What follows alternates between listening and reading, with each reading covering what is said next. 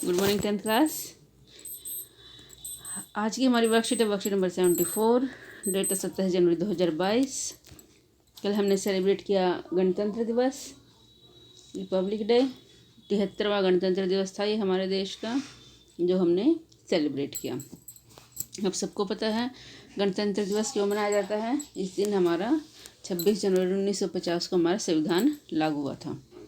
आज की वर्कशीट है इतिहास से रिलेटेड, भारत में राष्ट्रवाद, लेसन नंबर 3। ठीक है, गणतंत्र दिवस के बारे में मैंने आपको बता ही दिया है।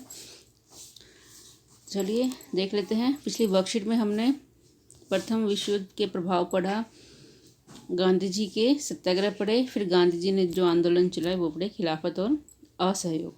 आज असहयोग के बारे में थोड़ा सा और जानेंगे। जनवरी 1921 में असहयोग आंदोलन के शुरू होने के बाद इस आंदोलन में विभिन्न सामाजिक समूहों ने, सामाजिक समूह मतलब हर जाति वर्ग धर्म के लोगों ने अपनी अपनी आकांक्षाओं के साथ इसमें भाग लिया।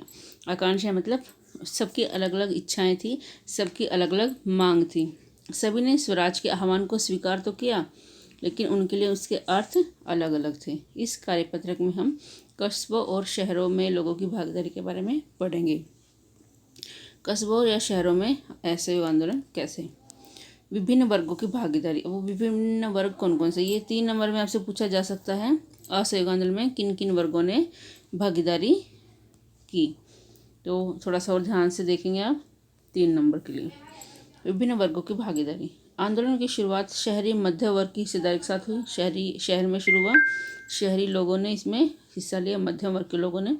हजारों विद्यार्थियों ने स्कूल कॉलेज छोड़ दिए, हेडमास्टर और शिक्षकों ने इस्तीफे सौंप दिए, वकीलों ने मुकदमे लड़ना बंद कर दिया। ज़्यादातर प्रांतों में परिषद चुनाव का बहिष्कार किया। वहाँ जो चुनाव होते थे प्रांतों में, शहरों में, उनका बहिष्कार किया गया। विदेशी वस्तुओं पर प्रभाव। विदेशी सामानों का बहिष्कार किया गया। जो ब्रिटिश सामान आता था, अंग्रेजी सामान आता था, उसका बहिष्कार किया भारतीयों ने। शराब की दुकानों की पिकेटिंग की गई, मतलब शराब की दुकानों को बंद करके उन पर ताले लगा दिए गए और पहरेदारी देने लगे, कोई शराब ना खरीदे। और विदेशी कपड़ों की होली जलाई जाने लगी। 1921 से 1922 के बीच विदेशी कपड़ों का आयात आधा रह गया। आयात मतलब जब हम किसी देश से सामान मंगाते हैं वो आयात कहलाता है, और जब हम हमारा सामान वहाँ जाता है तो वो निर्यात कहलाता है। तो जब यहाँ पर कपड़ों की होली जलाई जाने लगी, इसका मतलब थे उन्होंने इस्तेमाल करना बंद कर दिया, तो आयात जो था वो आधा रह गया। उसकी कीमत 102 करोड़ से घटकर 57 करोड़ रह गई। बहुत सारे स्थानों पर व्यापारी ने विदेशी चीज़ों का व्यापार करने से इनकार कर दिया। जैसे हमारे देश में कई जगह हैं ऐसी जहाँ पर चाइनीज़ प्रोडक्ट का इस्तेमाल नहीं किया जाता, क्योंकि चाइना के साथ हमारे देश के लड़ाई झगड़े होते रहते हैं, और लोग आयातित कपड़े को छोड़कर केवल भारतीय कपड़े पहनने लगे। परिणाम स्वरूप भारतीय कपड़ा मिलों और हथकरघों का उत्पादन भी बढ़ने लगा। ये बंद हो गया था, कम हो गया था, कि उद्योग धंधे शुरू हो गए थे, विदेशी कपड़ों का इस्तेमाल होने लगा था। लेकिन जब ये बंद हो गए तो फिर से मिलों और हथकरघों का उत्पादन बढ़ने लगा। धीरे धीरे आंदोलन धीमा पड़ने लग गया। अब एक बार शुरू हुआ, फिर उससे धीरे धीरे धीमा पड़ने लगा। कुछ समय बाद शहरों में आंदोलन कई कारणों से धीमा पड़ने लगा। कारण क्या थे, 3 नंबर में पूछा जा सकता है आपसे। पहला, खादी का कपड़ा। मिलों में भारी पैमाने पर बनने वाले कपड़ों के मुकाबले प्राय महंगा होता है। खादी का कपड़ा जो है वो महंगा होता है, आम आदमी के बजट में नहीं होता, आज भी वो महंगा होता है, और गरीब उसे खरीद नहीं सकते थे, उस समय भी नहीं खरीद सकते थे। और जो देशी माल आता था वो सस्ता होता था। जैसे कई बार अब भी हम चाइनीज़ प्रोडक्ट खरीद लेते हैं क्योंकि वो सस्ते होते हैं। सेकंड है, ब्रिटिश संस्थानों के बहिष्कार से समस्या पैदा हो गई। वैकल्पिक भारतीय संस्थानों की स्थापना तेज़ी से नहीं हो पाई। अब बच्चों ने स्कूल कॉलेज जाना बंद कर दिया, कोर्ट में वकीलों ने जाना बंद कर दिया, लेकिन शिक्षा तो चाहिए, तो उनको वो शिक्षा नहीं मिल पाई जो एकदम से, अगर हम स्कूल कॉलेज जाना बंद कर देते, तो जैसे कोरोना की वजह से स्कूल कॉलेज एकदम से बंद हो गई, लेकिन ऑनलाइन तो पढ़ाई चल ही रही है, पढ़ाई नहीं रुकी है ना, पढ़ाई नहीं रुकनी चाहिए।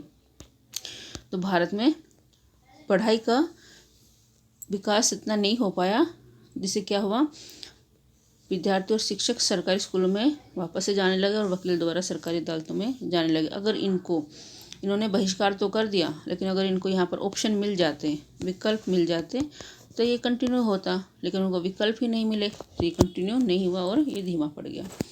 ठीक है, क्वेश्चन के आंसर हैं जो आपको देने हैं। कस्बों शहरों में विभिन्न समूह ने असहयोग आंदोलन में किस प्रकार भाग लिया और ये आंदोलन क्यों धीमा पड़ गया। तो कारण साफ है, अगर आप असहयोग आंदोलन के दौरान विद्यार्थी थे तो आप इसमें किस प्रकार भाग लेते। तो हम भी यही करते हैं ना, हम भी उसका विरोध करते हैं। लेकिन अगर हमें शिक्षा नहीं मिलती तो फिर हम भी वापस चले जाते हैं ना। शिक्षा तो ज़रूरी है सबके लिए। अगर शिक्षा का विकल्प नहीं होगा तो हम बिना पढ़े कैसे रहेंगे, है ना। तो ये 3 नंबर में आपसे क्वेश्चन पूछा जा सकता है, तो ये आप अच्छे से कर लेना। असहयोग आंदोलन जो है बहुत ही महत्वपूर्ण आंदोलन है गांधी जी का, और ये आपसे 3 नंबर में या 5 नंबर में पूछा जा सकता है, 3 में भी और 5 नंबर में भी। तो चलिए आज की वर्कशीट में इतना ही।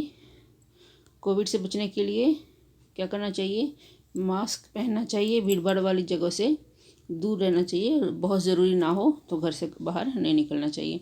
ठीक है, तो चलिए आज की वर्कशीट में इतना ही।